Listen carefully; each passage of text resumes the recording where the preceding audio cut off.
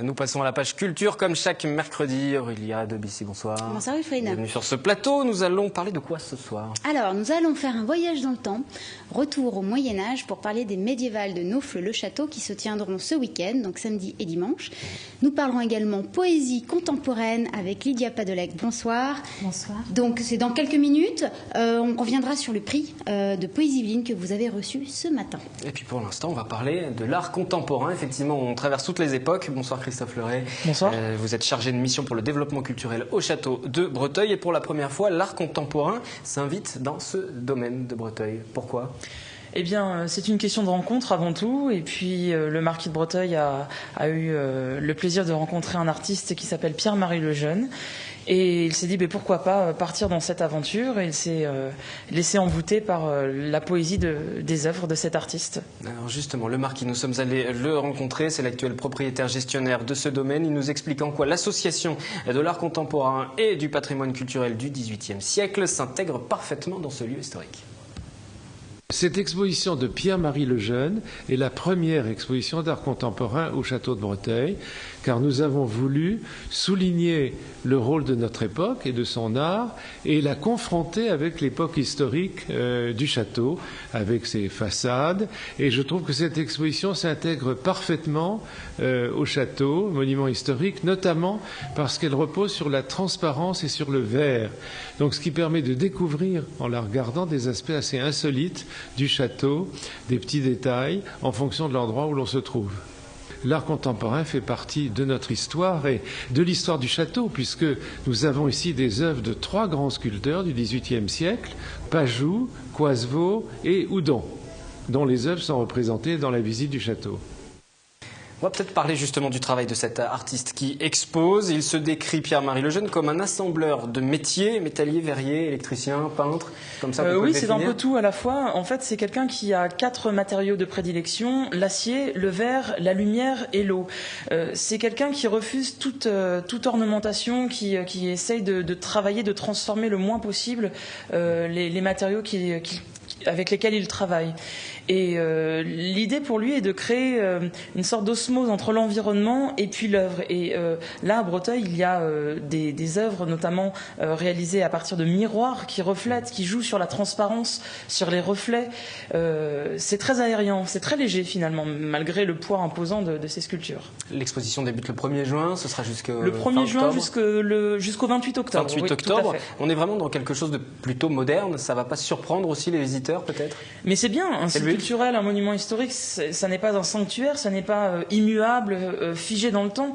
Comme le précisait le marquis de Breteuil, les grands sculpteurs sont venus à Breteuil au XVIIIe siècle, et c'est très bien qu'aujourd'hui la famille fasse aussi appel à des artistes de leur époque.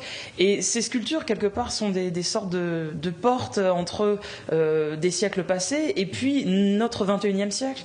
Donc je trouve que c'est bien de faire dialoguer un peu toutes ces époques et de ne pas rester sur une sorte d'idéalisation d'âge d'or qui ne vaut rien finalement. Il y aura des explications aussi pour le public?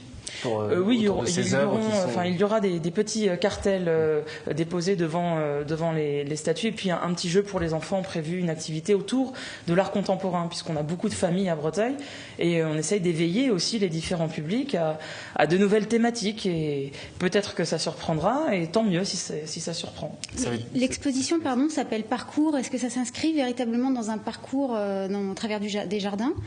Oui, alors il y a, quand on arrive devant le château, une statue monumentale, et puis dans lequel le château se reflète complètement d'un côté, de l'autre côté une perspective sur les jardins. Et la plupart des autres sculptures sont sur une grande étendue de pelouse derrière le colombier médiéval.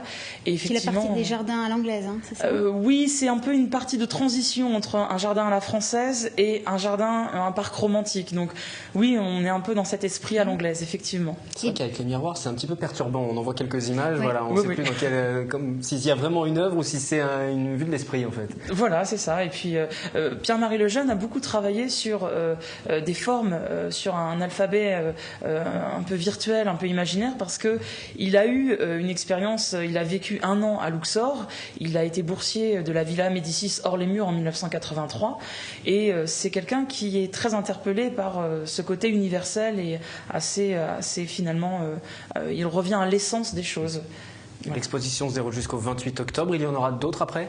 Toujours dans le même registre D'autres de l'art expositions d'art contemporain. contemporain, nous verrons. Vous y travaillez, pas encore? Vous attendez de voir un petit peu peut-être comment le public va l'accueillir? Oui, on verra. Et puis j'avoue que pour le moment, on a quelques idées, mais rien n'est arrêté. Voilà.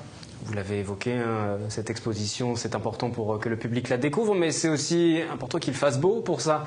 La fréquentation est difficile en ce moment? Oui, comme tous les sites touristiques, hein, c'est une constante. Nous dépendons de la météo. Nous avons la chance d'avoir le château, les scènes de contes qui sont toujours abritées, donc les gens peuvent venir à Breteuil. Mais découvrir Breteuil sans le parc, c'est dommage. Les jardins sont remarquables et vous avez 75 hectares de jardins entretenus et c'est dommage de passer à côté. Mais bon, on espère que le soleil reviendra et repointera le bout de son nez prochainement. Puisque vous êtes avec nous en plateau, il y a quelques rendez-vous qu'on peut annoncer pour cet été, justement, les vacances ne sont pas si loin. Oui, alors pour cet été, même pour le mois de juin, on a toujours les dimanches du printemps et de l'automne des manifestations. Nous avons le 2 juin, ce dimanche, la randonnée avec Vers les Yvelines, une randonnée à travers le domaine et un jeu pour les enfants autour du petit Chaperon Rouge. Le 9 juin, nous avons les Mousquetaires avec les sur scène, et puis le 16 juin nous avons une très belle journée Breteuil en fête où nous avons une 60aine de participants, des reconstitutions historiques avec les grenadiers de Napoléon, les écuyers du roi, du théâtre, enfin et tous les enfants costumés seront invités ce jour-là. Donc c'est vraiment une journée très festive et très familiale et à ne pas manquer. Et cette exposition de Pierre-Marie Lejeune de l'art contemporain à découvrir à partir du 1er juin et ce sera jusqu'au 28 octobre. Merci Christophe Fleuret d'être venu sur ce plateau.